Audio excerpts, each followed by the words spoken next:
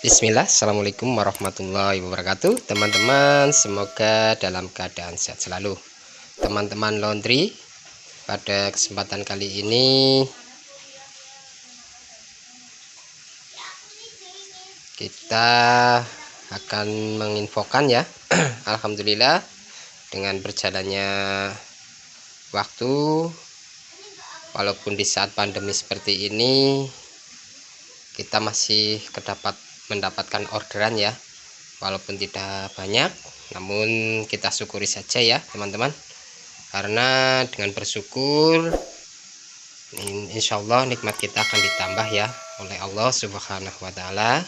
Kita harus tetap sabar dan terus berdoa dan berusaha ya, semoga wabah ini cepat berlalu ya teman-teman.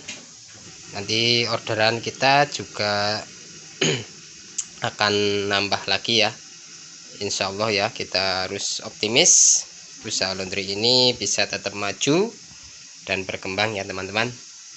Oke, yang penting masih bisa beraktivitas ya, dan masih bisa ngebul ini untuk setrikannya ya, berarti usahanya ada pemasukan atau income.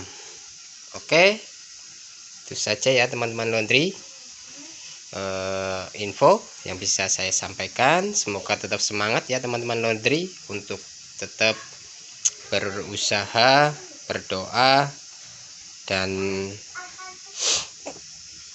jangan menyerah ya. Kita harus semangat untuk meraih cita-cita dan harapan. Oke, terima kasih. Assalamualaikum warahmatullahi wabarakatuh.